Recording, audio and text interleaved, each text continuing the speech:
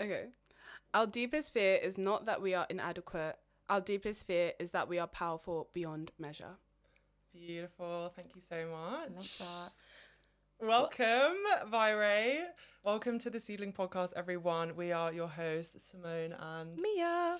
And today we have podcast owner, rower, GB rower. Gorgeous woman, amazing person. God. You guys Graduate? flatter me. Have you graduated? Graduate, yeah. Literally. Oh my She's God. got a degree. Now you got your degree. Yeah. Yeah. Okay, so talking about just life in general, you are an athlete, Yeah. Period. Full-time athlete. rower, for those that don't know. It's a real Obviously, rower. yeah, we just wanted to talk a little bit about that, your life in sports as an athlete. So What does your day-to-day look like? What's your structure? Like, how are you dealing with it physically, mentally? Like, Yeah. I know that's a really loaded question. Yeah. we'll take it in parts. Yeah, So, let's like, unpack. my everyday life, I always wish that I could like take my friends to work with me because I think they'd be absolutely like shocked at just the amount of silliness that I do. Like you're here thinking she's representing Great Britain. Like this is serious. I'm playing card games a solid 80% of the time. As you should. yeah. I love me a little Literally. bit of bananagrams. Like I think I'm really lucky that the squad I train with are just so full of joy and they make the hard stuff so easy in comparison to how it actually should be. But yeah, I'll get up at 6:30 and Wow. then have my first breakfast. Food is everything as an athlete. So there's multiple breakfasts. Yeah. Have my first breakfast, then I'm out the door and we start training for 7:30 and then we'll do first session and then be done by 9:30 and then start second session at 11. In between that I have my second breakfast and then 11 to around 12:30 is second session, have lunch and then have third session and then go home or just sometimes I work a little bit after work as well, after training. But yeah, I think for me right now the priority is going home, recovering and just mastering being an adult because as I said it can get hard sometimes when you're like I have to cook a meal, you know, like Yeah, that that's, must be so that's the part that boring. gets me. That's the part that gets me. Like I eat so much and being able to diversify the meals that I eat so it's not the same chicken and rice every day, my God, like yeah. Sure. is such a niche problem to have. But Damn. the girls that get it, you know, Yeah. if you're a foodie and like you want to enjoy what you eat but you're literally force feeding yourself half the time, so Oh god. yeah, but that's what my day looks like most days. And then we even have training on a Saturday, so like coming down to here it was like okay, squeeze in training and then rush yourself down to London. So yeah, it's monotonous, some would say boring, but I think most athletes enjoy the routine and like enjoy just the simplicity of like you wake up, you do more or less the same thing, but you get it done. Yeah. That is so amazing and so inspiring. Like, honestly, I also feel like just routine within itself is so, like, such a powerful concept. It Because, I mean, is. Simone and I were talking about it the other day, just like how when you are actually, like, locked into a routine, you feel like you have so much more, like, energy because your body is, Yeah. like, on clock. Like, Clockwork, you yeah. wake up and you do what you do. And, like, it's really You don't nice even and it's think. healing. Yeah. Like physically and mentally, you Yeah. know what I mean? So It like, is. yeah, people could say it's boring and whatever, but I Yeah. also think it's really powerful, like of a Yeah. concept to have that in your life. And there's something about honoring a routine and like having the discipline to commit to it, even through the boring bits. I think, yeah, obviously being like it's literally everything I do, everything I breathe. Most of my friends are athletes. Like it gets intense really quickly. And, you know, you asked how it is mentally. It's tough. Okay. Like Yeah. it is tough when, you know, you're being shrink down to a number or you're being shrink down to a ranking and it sort of really distorts this idea between mind and body because Yeah. you know, on a spiritual level I know that I'm so much more than a number. I mean, Yeah. anyone is, you know, Yeah. not just me, but like anyone is more than a number on a scale, more than a grade they get. Literally we are, you know, these ethereal beings, and in order to shrink that down to this one tiny little thing is so stupid. Like it's so silly, but that's the game, you know. And then even in training, like it gets really difficult. You have to dig yourself into really deep places where the human body does not want to go. Like, can you imagine your body's like, your mind is screaming, stop. Yeah. I'm going to pass out. I'm going to throw up. I'm going to faint. And like these things happen, you know, like you'll see people before the race even starts, they're so filled with anxiety. They're throwing up, you know, they can't keep it in. Oh my gosh. But then you have to go and give the performance of your life after you've just done that. Like, oh my God. It's such a mental, like, give and take. And like, yeah, it gets dark. It really does. Yeah. But crazy. somehow we're here. The pressure must be like insane though. Yeah. Just to get, you know, to the Worlds. Like, firstly, well done you for getting to the Worlds and Euros. Like, that is insane. Thank you. Honestly. Yeah. Wow. Every time I see your achievements on Instagram, I follow you and I'm just like, oh Same. God. And I see the reels and I'm like, but guys, oh my God, listen, she I've is got gonna nothing go better to do. Like, no, you have to remind don't yourself. Put yourself down. Oh, okay. Accept the compliment. So, Accept the compliment. thank you.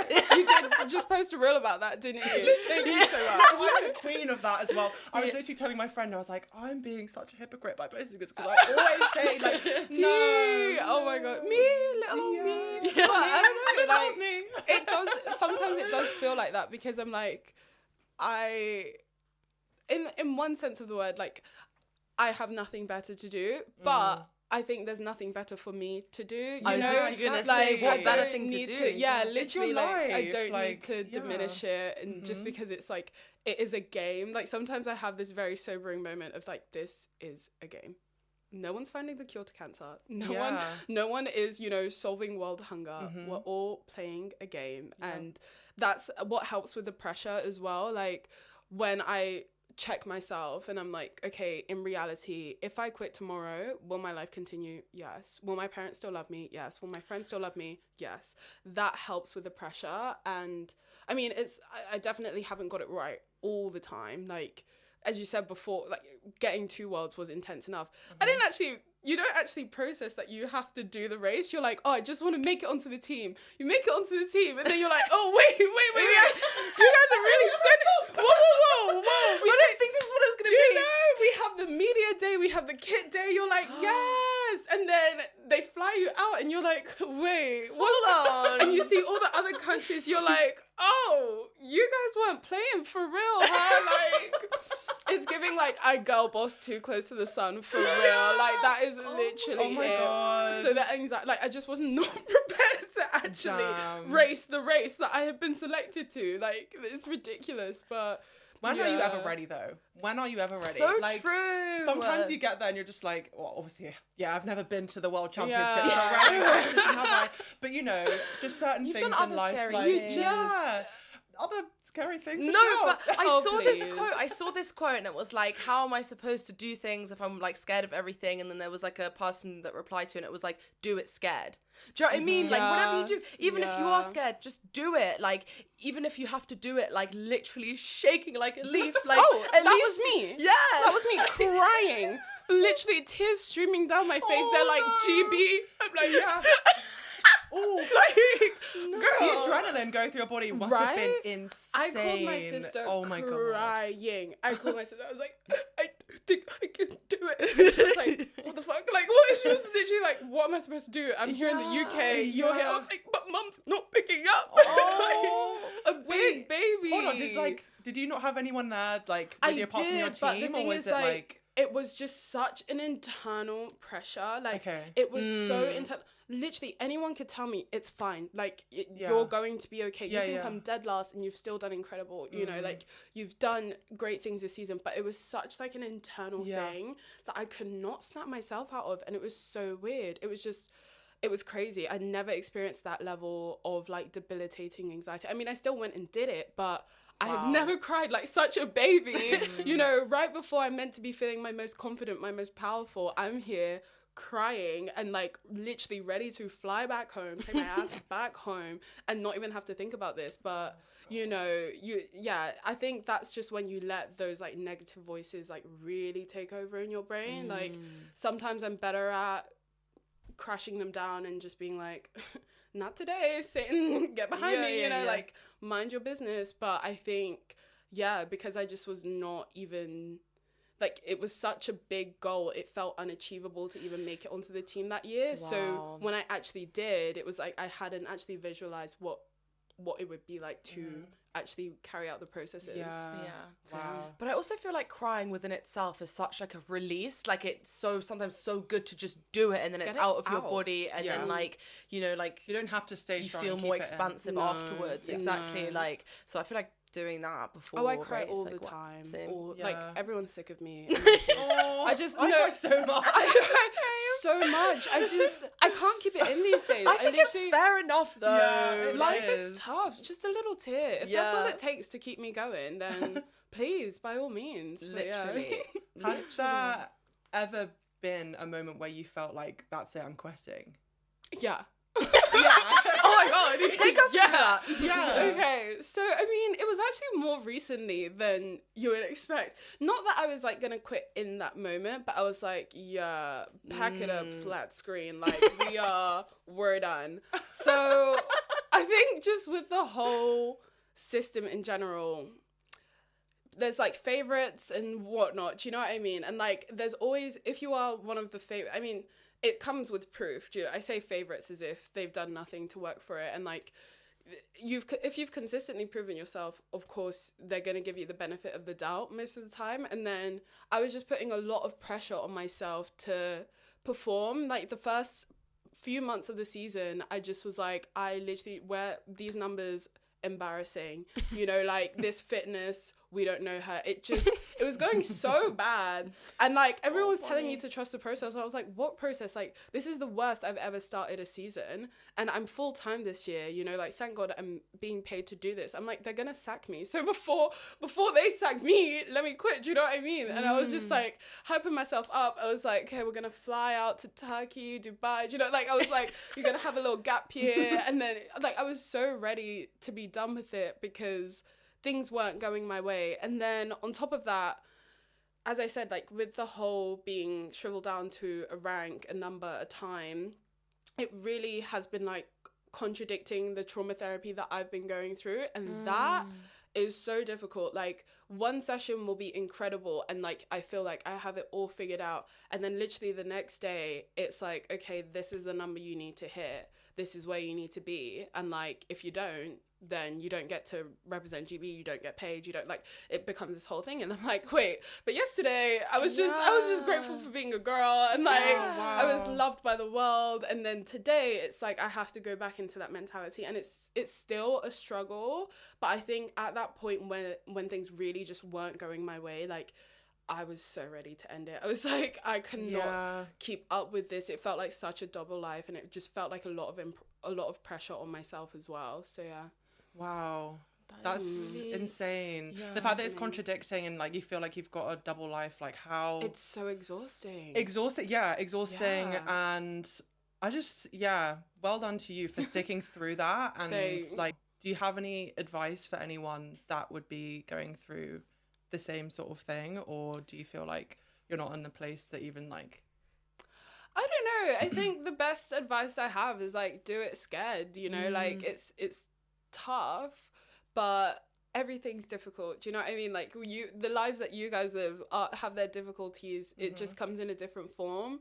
And especially with like the healing side of things, like I know that in order to unlock my full potential, I need to deal with a lot of things internally so that I have more space to be like an incredible athlete and to really attack things and not let fear hold me back. But you know, like there was even a moment I thought of quitting therapy because I was like, oh, it's making me too soft, you know, like it's really silly because like you're probably like, girl, you need the help, keep on going. Do you know what I mean? But like it was exhausting with the contradiction, and I was like, oh, I was doing fine before therapy, and like now I've sort of got myself in this mess where everything feels so like black and white, just so not at peace and at harmony. But I know for a fact that the harmony will come eventually, and I'll just get more and more skillful.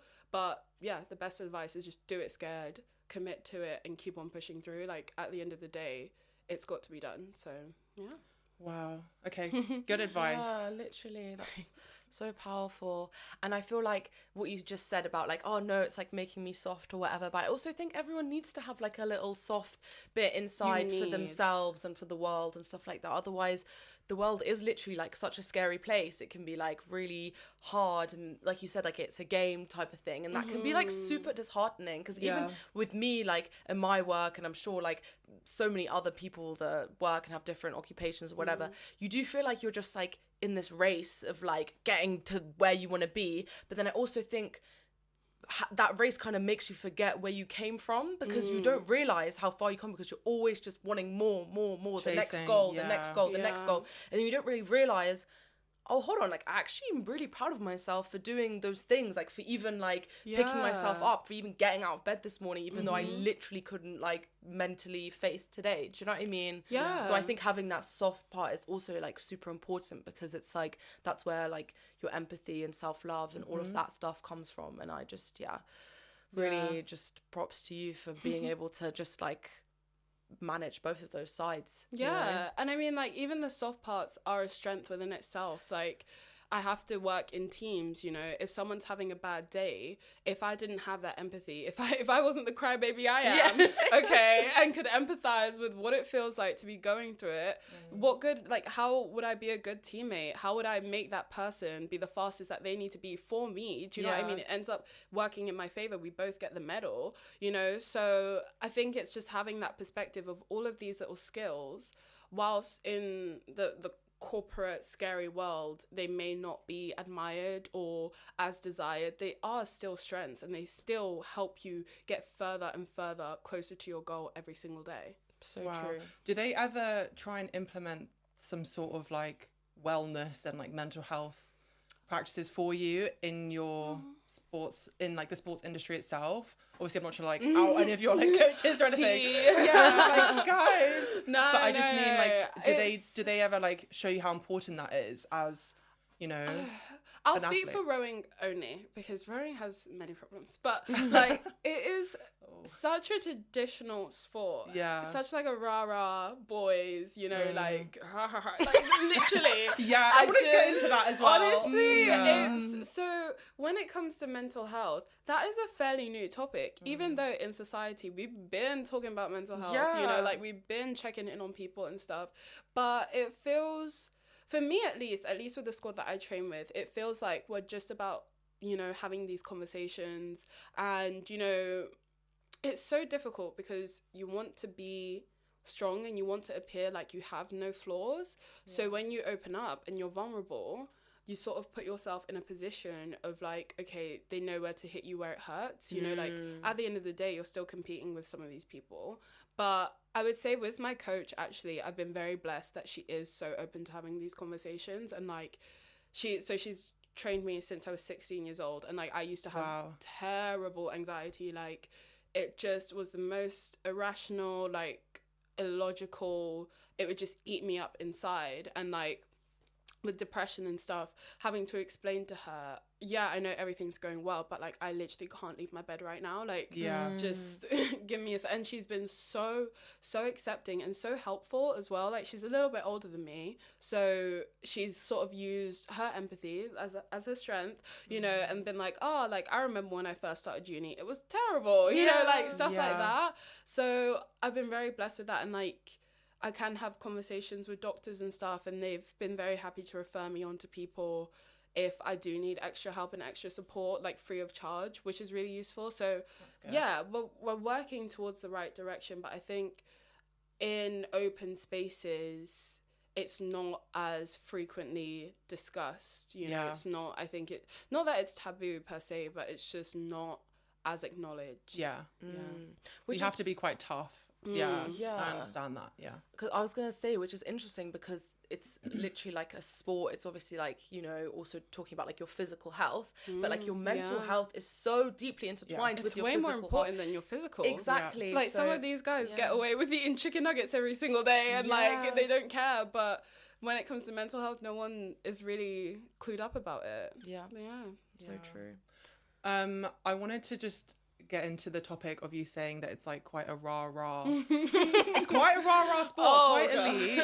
And like I think for a lot of reasons, a lot of Black people also don't get involved in it, or like they wouldn't, just because they just they don't think it's for them. Yeah. But it is, Yeah. and you are a role model of that, Thank you. especially as a woman as well. Just it's Yeah. amazing seeing female athletes. I love it. So, have you ever faced like any judgment being like a female athlete, or do you feel like it's not really a thing, or how do you It's feel like- about Yeah. that? Sorry, it's quite like a vague question. No, but it makes sense. I definitely get what you're coming at. Like, it's strange. I guess you sort of surround yourself with the people that are like you, and like as a female Black athlete, I champion female Black athletes. Yeah. So, you know, I've been very fortunate that most of the people around me are really excited for like what I'm doing and like really want to see the movement. But obviously, it's like I'm not gonna sit here and be like, oh, I've never experienced any discrimination in the sport and whatnot. Like, there was another mixed race girl, looked nothing like me. Not even a drop. She was like half Caribbean as well. Like, we weren't even from the same continent. Yeah. And they would always get us mixed up. And I'm like, you're literally not trying. Yeah. Like, you're literally, like, no, you're taking the piss now. So, like, yeah. can you imagine someone calling me Mia? It's a fucking We look joke. nothing. Yeah. Yeah. Right. no. Okay, it's like, oh, it's the not white one. What's that name again? Da-da-da. Yeah, You know, it's like, mate.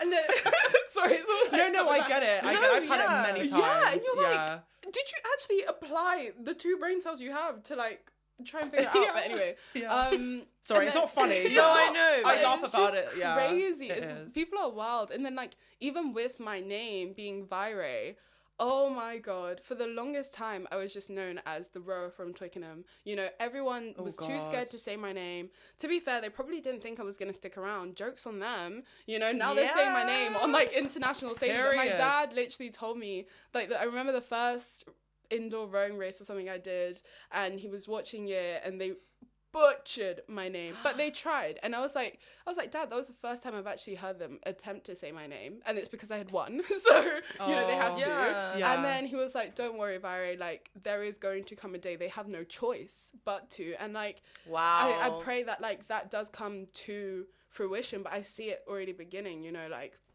at the bigger races with the accolades that comes with it, they have to know how to say my name, the 2 syllables Vwairé, you know, that everyone was too scared to say. And like, yeah, it does happen more frequently than you would think, and it's the little microaggressions, you know, having to explain to people, oh, so do you wash your hair every day? Like, oh, so Yeah, like you get sweaty, it's like, oh my god, oh. you know, it's like but I think because I've been in the sport long enough, I can definitely decipher what is malicious and what is not. Yeah. Some are genuine questions, and I'm there like, wow, like, you have never had the privilege of speaking to a Black person. have you? Yeah. Like, I'm so sorry that has been your life, and like, you know, but it's like you've not been in a cultural place, Yeah. and it's just like, I didn't They actually believe don't that. know. Yeah, you actually, just because I grew up in London as well, so Yeah. I was like, what do you mean you've never had like Yeah. a Black friend or anything Yeah. like that? So yeah. Okay. Wow. That's so, first of all, that is so powerful, because people will be saying your name. I can just Amen. like, I they claim are, it. and I they claim will it. continue, and like, do you know what I mean? I just, Word. what you've just said has just made me really just like tap into you, like in your Thank truth you. and like your ambition. Like, I just so believe in everything I that you're love going to that. achieve. And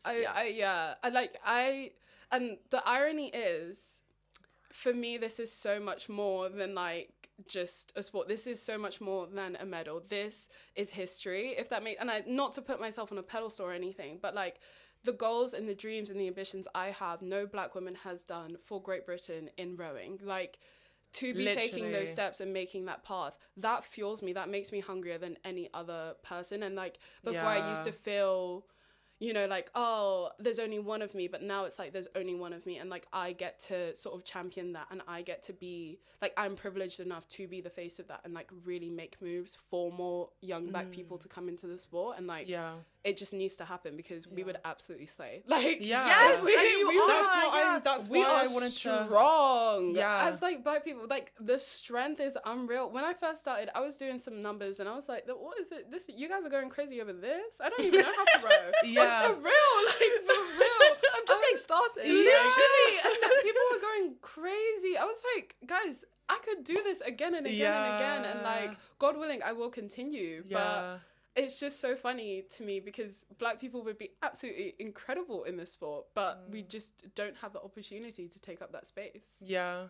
That's exactly why I wanted to talk to you about this and your life as a Black female rower. Like, it's just inspirational, like you're saying, and you're making history. And yeah, so proud of you. Thanks, so proud of you. honestly, like we're just so excited to just see like everything unravel for you, and like your entire future is just so amazing. And I don't mean that in like a pressurizing way, genuinely just as like a from the bottom of my heart. Like it honestly fuels me, and like I think that is my mini superpower. Like even in my moments I'm like, I'm gonna quit, my mini superpower is this is more than this is more than coming first or getting the best time. This is literally for your people, and like for everyone that's ever believed in you, you need to keep on going. And it fuels me, and I'm really grateful for that. Wow, amazing. Talking like past life, just school, everything, like how did you get into rowing? Like, was it part of like your earlier life, or do you feel like it was something you fell into like later on in your teen years? Like, how did it come to you? I grew up a fat kid, which I think I told you guys in my podcast, and like no one believed me. No one believed me. Okay, maybe I was obese. Like I was clinically obese. No, I feel like you were a baby chub. No, it's not like childhood chub. Like I was obese. Okay. And it was just a combination of things. Obviously, like a lot of emotional eating, and then my parents being immigrants, their sole purpose, at least according to them or their perspective, was get food on the table, have a roof over your head. So there wasn't really any education about nutrition or anything like that. And so I ended up being quite obese for majority of my childhood. And then I got threatened by my parents to be taken to fat camp. And I was like, my dead body. What? Fat camp. What is that? No, I did not know that was a thing. It was actually wild, guys. Was it called fat camp? No. I can't even remember what it was called. It was like a summer camp, like a health summer camp. Yeah, and I remember. So my parents had bought a scale. They'll probably like deny this story, but they had bought a scale. I was like, that's sus as hell, bro. No. Like, why do you need a scale? Yeah. And they're like, I think it's broken. Like, Vwairé, can you just check? And I was like, okay, cool. Step on the scale, see over 100 kilos. I was like, that's not my business. And I kept on stepping, okay? And then like literally a week later, we're at the GP. I'm like, guys, I'm fine. Like, why are you pulling me out of school, bro? What's going on? Wait, how old were you? I must have been like 12. I remember I was just secondary school. God. Maybe like 11, because I was quite young for my year. But that's so we go to the GP. They're like, oh, I see you have a lot of weight and whatnot, and like on the scales they're showing me all these numbers, like you would be obese, blah blah blah. And they're like, so we have this summer program that like you can be involved with for like people that are like you and stuff. And I was just thinking, over my dead body, you guys are crazy. So then I went on this whole like fitness journey because I didn't want to go to fat camp. And it just like, whilst I came at it from a very uneducated perspective, like Simone and I have spoken about our ex-vegan days, trigger warning. Safe to say I didn't get myself into veganuary. No, like it works when it works, but when I was of that mind frame that I'm doing it to lose weight, like I was just so restricted. It was so stupid. I literally only ate like boiled potato. It was just so dumb, and I ended up losing weight, but that allowed me to move my body like more freely. And as I was going throughout secondary school, I remember I joined like kickboxing club like in year 11, just to like get out that pent up energy, and it was so fun. And I found this new love for like moving my body, and this appreciation for like being able to have the the equipment to move and just feel great. And then I went into sixth form, continued to want to like trim down and whatnot, and I also needed stuff to write on my personal statement for uni. So I just joined like every single sports club there was. I joined netball, got kicked out of that because I was so bad. I joined athletics, really? I quit that, and I joined hockey, and I think they just discontinued hockey as a whole. And then I joined rowing as well, and rowing stuck. So I was around 16 at the time. Yeah. So that was like your canon event. Yes, the childhood obesity. It was wild. It was just. That must have been so hard to be kind of like put into a box though. But then I At feel like such you've a sort of young age as liberated well. yourself It through was that just- movement as well. I Yeah, don't know. I mean- See it as a positive, but It like, is, yeah. yeah. I've spoken to my parents about it because there are 1,000,001 ways that they could have gone about it in a much healthier yeah. perspective. But I don't blame them. Like they literally were like, "Hey, we had to hustle. You think we cared about your little vegan situation? You think we cared? You know?" And I'm like, "Okay, you should have." But like, I can empathize that they had bigger fish to fry, and yeah, it just sort of, it could have gone a very dark, toxic route. But I'm really lucky that I found so much joy in movement and like joy in exercising rather than taking it to like a really restricted place. So yeah. Okay. Yeah, because I also That's feel good. like that could be like quite a slippery slope. Like obviously, I It's feel like we've all dangerous. kind of had that experience with, yeah. you know, being a young girl and like being exposed to so many different types of like diets and like ways to look normal and all of that stuff. I think it can be such a slippery slope to like unhealthy habits and unhealthy thinking patterns and stuff like that. Yeah. So, and I think it's also something that, I mean, I can't speak for both of you, but it's something that's always going to stick with me that I have to actively work for sure. against. Yeah.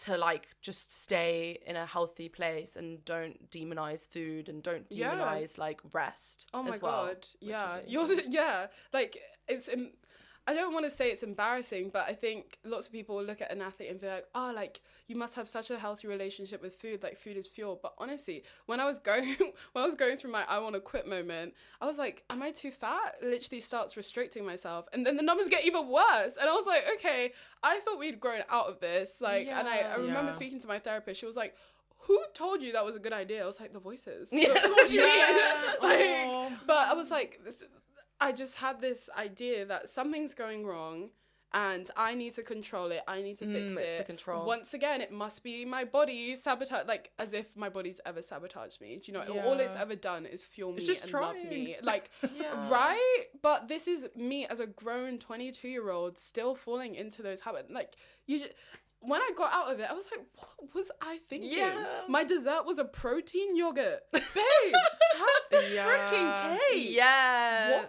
Come But, like, on. Yeah. it's just this constant thing that you'll have to snap yourself out of, and it's such a shame that this is sort of the society we're in, and it goes very unnoticed. But yeah, I hope better for us and for our kids, hopefully. Yeah. Exactly. Do you find it hard, like balancing like your freedom, not even just with like food and I don't even know, like alcohol and stuff, and sports? Like, do you find it's either one or the other, or like, do you feel like it's a good balance, or do you feel I think obviously it's one or the other? Yeah, It's got to be sports. yeah, but I mean, yeah, like, yeah. how I has think that been for you coping? it was hard when I was in first year of uni, and like here in the UK, drinking culture, sickening. Everyone's got a problem. No, honestly, like everyone was drunk all the time, and I really felt like I was missing out. But now that I'm older, I know that I definitely was not missing out. Like, I'm not trying to stand in a sweaty club. No. Drinking, like 4% cider. having just- someone like shout in your ear, like, it's not it. It's just, yeah. It's not it. Yeah, it really No. isn't. Now it's really not appealing to me one No. bit. So, No. yeah. Also, because you've got that like discipline, you know where you're going. Like, it just doesn't fit into the It's not plot. on the path. Like, yeah, what's it's the not point? part of the plot. No. Okay, fair enough.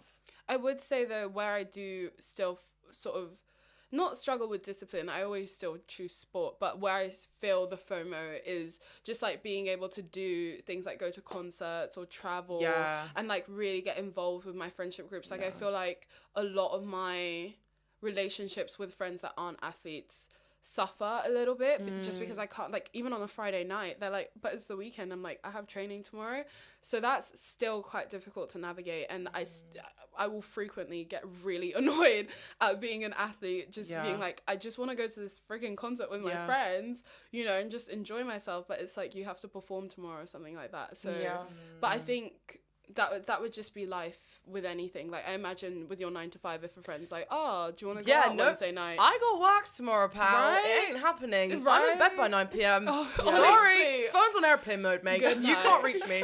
Don't Literally even no try. chance. I know that because I literally text me and or like not go through, and I'm like, Right. I'm in dreamland already, mate. Not even 9:30, do not I'm disturb. out. Airplane Nah, mode. airplane mode all the way. Wild. Yeah. Wild No chance behaviour. anyone's getting through. Oh my It's actually God. happened before where like my sister or something like would forget her keys and she'd come home in the evening. And you're like, I'm mate, dead to the you world. have to go somewhere else. Sorry. Literally, Sleep like on the streets. yeah, it's not happening. I can't open the door. You won't reach me. Literally, you can't. You know, Like, that's commitment. That is commitment to the cause, for real. I just feel like it's that, or I'll like constantly be worried, like, oh, like Is someone trying to reach me. someone- Whatever. No, mate. Airplane mode, that's that. And I will check my phone in the morning. When I I've got admire time. that. That is Yeah. true strength. I would But, be panicking. I just Yeah. put on sleep mode. Yeah. Yeah, Not me. little Fine. D&D. Yeah, She said D&D. nobody. Yeah. Literally no one. Just Sorry. so, just in case. Well, actually, no, even then, no one can get through. Yeah. But anyway, I guess I also wanted to talk a little bit about just like discovering who you are now, and like I feel like you've grown so much. Fun fact, know Vwairé from I don't even know how long ago, 2-3 years ago, 2020, 2021. 4 years ago then. Yeah, babe. 2020. No, guys, yeah. I keep on forgetting we're in 2024. Yeah. It's not okay. It's not Frightening. okay. Oh my gosh. We're in 2024. Okay, 4 reminder. years. But yeah, so I feel like I've seen you Scary. grow and like through uni and Yeah. into who you are now. Like, just can you give any sort of like insight into your like growth journey? Yeah. So as I said, I'd I'm like to. currently doing like trauma therapy, but before that, I was doing like cognitive behavioral therapy. So as I said, when I was younger, I had a lot of anxiety, and I had this thing called trichotillomania. So I'd pull out my hair, and it would lead to bald patches, but it would turn into like scabs and just get really nasty and gross. And I was like, okay, maybe we can't do this forever. Like maybe we should stop. So that's why I started therapy, and the cognitive behavioral therapy was useful, but it sort of felt like a cure to the symptoms rather than a cure to the causes. Yeah, Like okay. it did not even touch the sides, you know, like I was like, okay, now I just am profusely playing with this fidget spinner. Okay, like I still have the crippling anxiety that comes with it. But yeah, and I started trauma therapy because I sort of figured out, okay, like if you actually want to kick this habit and actually be able to live the fullest version of yourself, you need to sort of get inside and like get internal and undig the things that you literally can't even remember, because with trauma, like you'll forget so much. Oh my god, yeah. It's scary. I'm like, did half of my childhood happen or Yeah, what? that you stuff know? is just erased. I Just literally can't. gone to Yeah. dust. But like things, Yeah. so like things have been popping up now that I'm getting healthier or like healing, I would say, and it's quite like exciting because you're sort of getting access to these memories that have already happened, but it feels like you get to know a little part of yourself. Like most recently, this is so irrelevant, but it was such an exciting memory about fear and about how when I was younger, I was like, obviously bigger than all the kids, but it was in reception, and I took myself to the big kids playground, and you know the little fireman pole Yeah. in the playground. I remember thinking, oh my god, this is so high up, this is terrifying. And then it was literally not even a question. Like at that point I hadn't developed the sort of, oh, what if I fall, what if I hurt myself. I just went for it because I wanted to do it, and that, like, knowing that that's who I am was really exciting to me. Like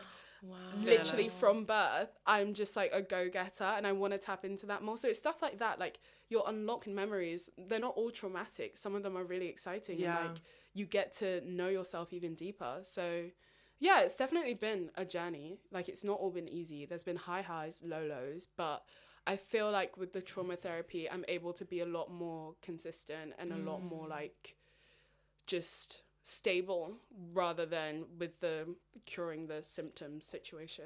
So Okay. That's good. That's so nice that you have like unlocked good memories. yeah.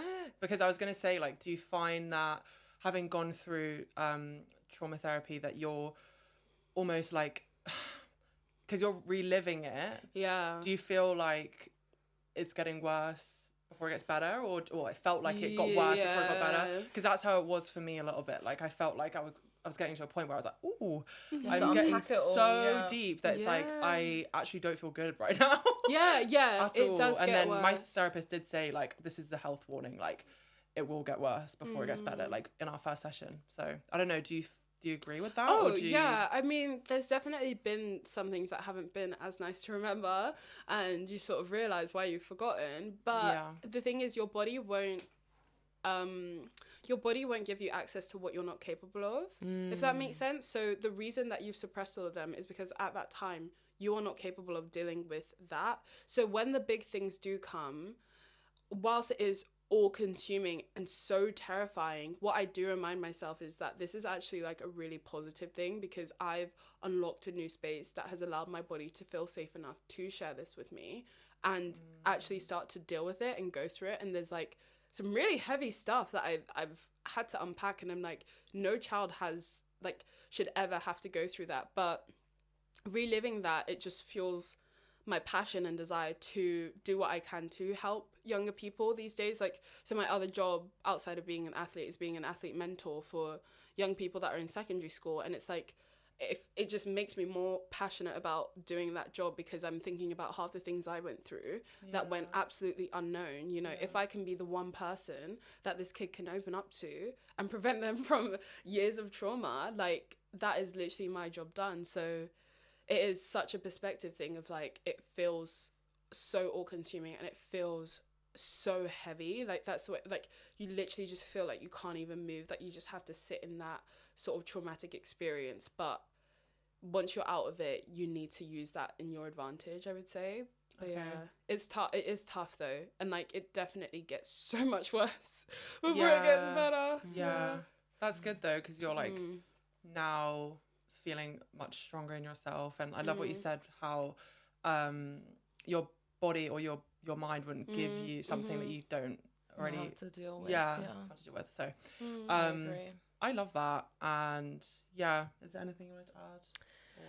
I just, again, I know I keep saying it, but you're just like such an inspiration. I'm just so happy that you took the time to talk to us and like share your story. And you've been so like open and honest, and like, it's just so nice to speak to someone and connect with someone in such like an authentic and like beautiful way. So again, like, thank you so much, and you're probably just like inspiring everyone that's like listening to this. I appreciate that so much. Do you want to just like tell people your platforms again, just quickly? Okay, so shout out to Self Proclaimed, which is my podcast. Go listen. And I do some monthly episodes for you guys, and my Instagram is Vwairé, which is Vwairre.